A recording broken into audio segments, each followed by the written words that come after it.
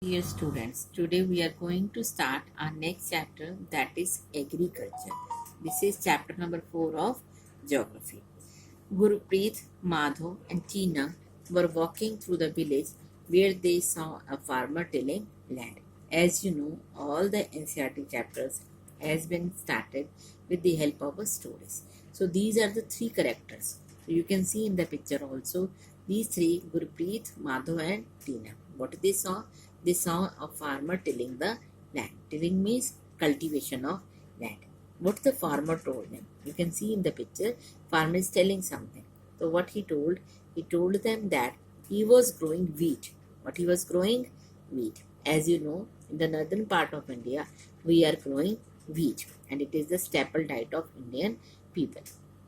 Had just added manure to the soil to make it more fertile. What is manure? Manure is a type of a khad which we are using to increase the fertility of the soil. He told the children that the wheat would fetch a good price in the mandi, because if a good quality of manure is there, good quality of wheat has been produced, so he will also get a very good price for the same. And where they have to be sold? In the mandi. You have heard nowadays they have to went to the mandi and sell whatever they produced. It would be taken to factories to make bread and biscuits from flour. You have seen the ready-made flour, Ashirwad flour, different flour you are using at your homes also. So with the help of these flours in the bakery, the bread and the biscuits has also been prepared. This transformation means change from a plant to a finished product, involve three types of economic activities. So there are different activities which convert the product. So these are the three economic activities.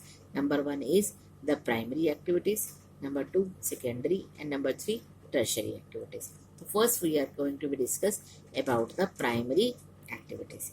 The activities which are directly extraction and the production from the natural resources, means the product which we are getting directly from the nature without the human interference, without the machines. That means these are considered to be the primary activities. Examples of the primary activities are agriculture, fishing and gathering food. Okay, so what do you mean by gathering from the forest product directly? It means they are not used any kind of processing in that.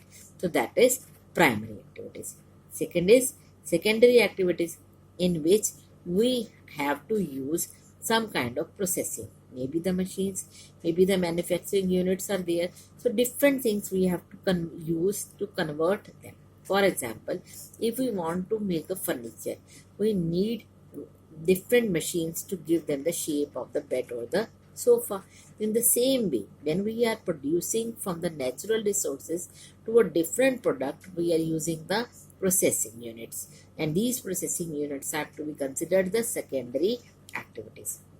You can see the examples. The baking of the bread, manufacturing of the steel, weaving of the clothes are the example of this activity. Which activity? Secondary activity. Now the third and the most important is that in the third activities or the tertiary activities, people are not producing things. Line to be underlined, line to be noted. People are not producing the things. Either they have to provide services to them. Transport, trade, banking, insurance, advertising. They are not any new product, but they are giving and helps to these sectors, primary sector as well as the secondary activities. So these are the example of the third sector, that is the tertiary sector. So now we have to discuss in this chapter of the first primary activity, that is agriculture. In the next video we will continue same.